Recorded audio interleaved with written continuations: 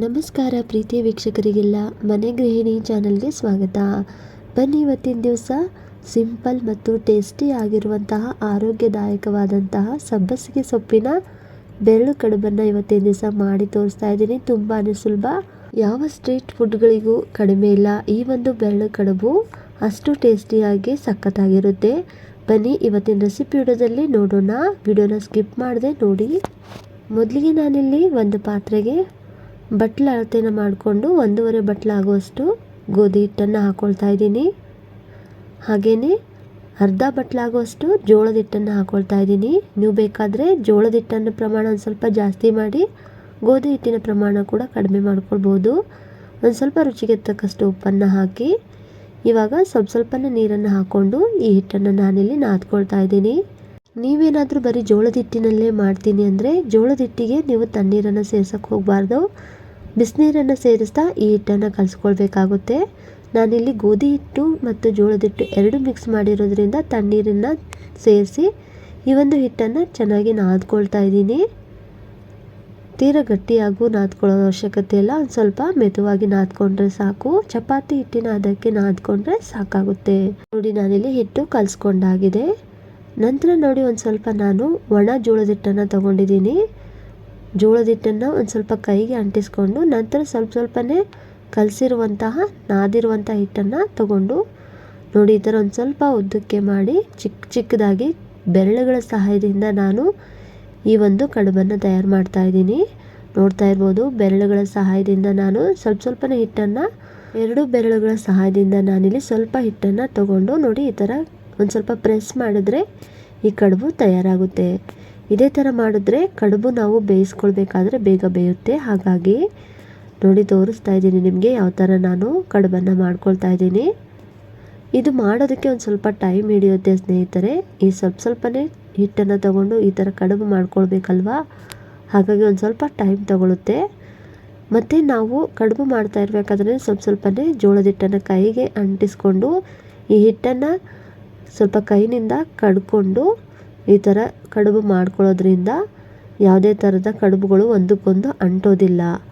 ನೋಡಿ, ಬೇಕಂದರೆ ನೀವು ಈ ಥರ ರೌಂಡ್ ಶೇಪ್ಗೂ ಕೂಡ ಕಡುಬನ್ನು ಮಾಡ್ಕೊಳ್ಬಹುದು. ನಾನಿಲ್ಲಿ ಚಪ್ಪಟೆ ಆಕಾರದಲ್ಲಿ ಈ ಕಡುಬನ್ನು ಚಿಕ್ಕದಾಗಿ ಮಾಡ್ಕೊಳ್ತಾ ಇದ್ದೀನಿ. ಈ ಕಡುಬನ್ನು ನಾವು ಹಬೆಯಲ್ಲಿ ಬೇಯಿಸ್ಕೊಳ್ಬೇಕಾಗುತ್ತೆ. ಹಾಗಾಗಿ ನಾನಿಲ್ಲಿ ಚಪ್ಪಟೆ ಆಕಾರಕ್ಕೆ ಮಾಡಿಕೊಂಡು ಚಿಕ್ಕದಾಗಿ ಈ ಥರ ಮಾಡಿಕೊಂಡ್ರೆ ಬೇಗ ಹಬೆಯಲ್ಲಿ ಬೇಯುತ್ತೆ. ನಾನಿಲ್ಲಿ ಒಂದು ಸ್ವಲ್ಪ ಕಡುಬನ್ನು ಮಾಡಿ ನಿಮಗೆ ತೋರಿಸ್ತಾ ಇದ್ದೀನಿ ನೋಡಿ.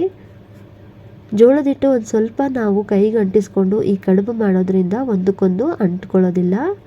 ಹಾಗಾಗಿ ಒಂದು ಸ್ವಲ್ಪ ಜೋಳದ ಹಿಟ್ಟನ್ನು ತಗೊಂಡು ಕೈಗೆ ಸ್ವಲ್ಪನೇ ಹಚ್ಕೊಳ್ತಾ ಈ ಹಿಟ್ಟನ್ನು ನಾವು ಚಿಕ್ಕ ಕಡುಬಾಗಿ ಮಾಡ್ಕೊಳ್ಬೇಕಾಗುತ್ತೆ.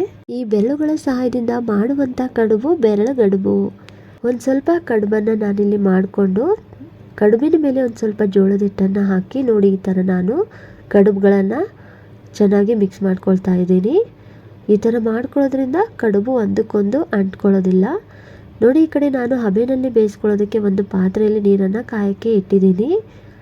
ಹಾಗೆಯೇ ಒಂದು ಚಾಣಿನ ತಗೊಂಡು ಚಾಣಿಗೆ ಒಂದು ಸ್ವಲ್ಪ ಎಣ್ಣೆನ ಚೆನ್ನಾಗಿ ಸವರ್ತಾ ಇದ್ದೀನಿ. ಹಬೆಯಲ್ಲಿ ಈ ಒಂದು ಕಡುಬುಗಳನ್ನು ನಾವು ಬೇಯಿಸ್ಕೊಳ್ಬೇಕಾಗುತ್ತೆ. ಹಾಗಾಗಿ ಈ ಚಾಣಿಗೆ ಒಂದು ಸ್ವಲ್ಪ ಎಣ್ಣೆ ಸವರಿ ನಾನು ಮಾಡಿರುವಂಥ ಕಡುಬುಗಳನ್ನು ಈ ಚಾಣಿ ಒಳಗೆ ಹಾಕ್ಕೊಳ್ತಾ ಇದ್ದೀನಿ. ಸ್ವಲ್ಪನೇ ಕಡುಬನ್ನು ಮಾಡಿಕೊಂಡು ನಾನಿಲ್ಲಿ ಚಾಣಿ ಒಳಗಡೆ ಹಾಕ್ಕೊಳ್ತಾ ಇದ್ದೀನಿ. ಮಾಡಿರುವಂಥ ಕಡುಬುಗಳನ್ನು ಚಾಣಿ ಸುತ್ತಲೂ ನಾನು ಹಾಕ್ಕೊಳ್ತಾ ಇದ್ದೀನಿ. ಮಧ್ಯಭಾಗಕ್ಕೆ ಯಾವುದೇ ಥರದ ಕಡುಬುಗಳನ್ನು ಹಾಕಿಲ್ಲ. ಮಧ್ಯಭಾಗದಿಂದ ಒಂದು ಸ್ವಲ್ಪ ಹಬೆ ಚೆನ್ನಾಗಿ ಬರಲಿ ಅಂತ. ಹಾಗಾಗಿ ನೋಡಿ, ಕಾದಿರುವಂಥ ನೀರಿನ ಪಾತ್ರೆ ಮೇಲೆ ನಾನಿಲ್ಲಿ ಚಾಣಿ ಇಟ್ಟು ನಂತರ ಒಂದು ತಟ್ಟೆನಿಂದ ಮುಚ್ಚಿ ಗ್ಯಾಸ್ ಫ್ಲೇಮನ್ನು ಮೀಡಿಯಂ ಊರಿನಲ್ಲಿಟ್ಟು ಈ ಕಡುಬುಗಳನ್ನು ಬೇಯಿಸ್ಕೊಳ್ತಾ ಇದ್ದೀನಿ. 10-12 ನಿಮಿಷ ಈ ಕಡುಬುಗಳನ್ನು ಬೇಯಿಸ್ಕೊಳ್ಬೇಕಾಗುತ್ತೆ. ನಾನಿಲ್ಲಿ ಸ್ವಲ್ಪ ಮಟ್ಟಿಗೆ ಕಡುಬುಗಳನ್ನು ಹಾಕಿರೋದ್ರಿಂದ ಆ ಕಡುಬು ಒಂದು ಸ್ವಲ್ಪ ಬೇಯೋಷ್ಟರಲ್ಲಿ ನಾನು ಇನ್ನೊಂದು ಸ್ವಲ್ಪ ಕಡುಬು ಕೂಡ ಮಾಡಿಕೊಂಡಿದ್ದೆ. ನೋಡಿ, ಇವಾಗ ಕಡುಬು ಒಂದು ಸ್ವಲ್ಪ ಬೆಂದಿದೆ ಅಂದಾಗ ನಾನು ಮಾಡಿರುವಂತಹ ಕಡುಬುಗಳನ್ನು ಸ್ವಲ್ಪ ಬೆಂದಿರುವಂತಹ ಕಡುಬುಗಳ ಮೇಲೆ ಹಾಕ್ಕೊಳ್ತಾ ಇದ್ದೀನಿ. ನೋಡಿ, ಒಂದೇ ಸತಿ ಕಡುಬುಗಳನ್ನು ಮಾಡಿ ಹಾಕ್ಕೊಳ್ಬಹುದು. ಆದರೆ ನಾನಿಲ್ಲಿ ಸ್ವಲ್ಪನೇ ಮಾಡ್ಕೊಂಡು ಹಾಕ್ಕೊಂಡ್ರೆ ಬೇಗ ಆಗೋಗುತ್ತೆ. ಅದು ಬೇಯೋಷ್ಟರಲ್ಲಿ ನಾವು ಇನ್ನೊಂದು ಸ್ವಲ್ಪ ಕೂಡ ಕಡುಬುಗಳನ್ನು ಮಾಡ್ಕೊಳ್ಬಹುದು.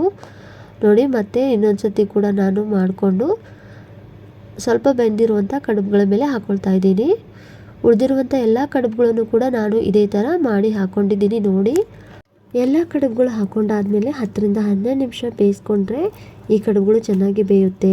ನಾನಿಲ್ಲಿ ಸ್ವಲ್ಪನೇ ಕಡುಬನ್ನು ಹಾಕೊಳ್ತಾ ಒಂದು ಸ್ವಲ್ಪ ಕಡುಬು ಬೆಂದಿದೆ ಅಂದಾಗ ಮತ್ತೆ ಸ್ವಲ್ಪ ಕಡುಬನ್ನು ಹಾಕೊಳ್ತಾ ಬೇಯಿಸ್ಕೊಂಡಿರೋ ಕಾರಣಕ್ಕೆ ಕೊನೆ ಕಡುಬುಗಳು ಹಾಕೊಂಡಾದ್ಮೇಲೆ ಒಂದು 5 ನಿಮಿಷ ಈ ಕಡುಬುಗಳನ್ನು ಚೆನ್ನಾಗಿ ಬೇಯಿಸ್ಕೊಂಡು ಪುನಃ ಒಂದು ಸತಿ ನೋಡಿ ಎಲ್ಲವೂ ಕೂಡ ಚೆನ್ನಾಗಿ ಮಿಕ್ಸ್ ಮಾಡಿಕೊಂಡು ಮತ್ತೆ ಒಂದು ತಟ್ಟೆನಿಂದ ಮುಚ್ಚಿ ಮತ್ತೆ 1-2 ನಿಮಿಷ ಬೇಯಿಸ್ಕೊಳ್ತಾ ಇದ್ದೀನಿ. ಈ ಥರ 1-2 ಸತಿ ನಾನು ಚೆನ್ನಾಗಿ ಮಿಕ್ಸ್ ಮಾಡ್ಕೊಳ್ತಾ ತಟ್ಟೆನಿಂದ ಮುಚ್ಚಿ 2 ನಿಮಿಷ ಬೇಯಿಸ್ಕೊಳ್ತಾ ಇದ್ದೀನಿ. ಪರ್ಫೆಕ್ಟಾಗಿ ಈ ಕಡುಬುಗಳು ತಯಾರಾಗುತ್ತೆ ಬೆಂದು. ಕಡುಬು ಬೆಂದಿದೆಯಾ ಇಲ್ವಾ ಅಂತ ಗೊತ್ತಾಗೋದಕ್ಕೆ ಒಂದು ಕಡುಬನ್ನು ನೀವು ತಿಂದು ನೋಡಬಹುದು. ನೀವೇನಾದರೂ ಸ್ವಲ್ಪನೇ ಕಡುಬನ್ನು ಹಾಕಿ ಬೇಯಿಸ್ಕೊಳ್ತಾ ಇದ್ದರೆ ನಾವು ಕೊನೆಯದಾಗಿ ಹಾಕುವಂಥ ಕಡುಬನ್ನು ತಿಂದು ನೋಡಿದಾಗ ಗೊತ್ತಾಗುತ್ತೆ ಅದು ಬೆಂದಿದೆಯಾ ಇಲ್ವಾ ಅಂತ. ಕೊನೆಯದಾಗಿ ಹಾಕಿರುವಂಥ ಕಡುಬು ಬೆಂದಿದ್ರೆ ಉಳಿದಿರುವಂಥ ಎಲ್ಲ ಕಡುಬು ಕೂಡ ಬೆಂದಿದೆ ಅಂತ ಅರ್ಥನೇ.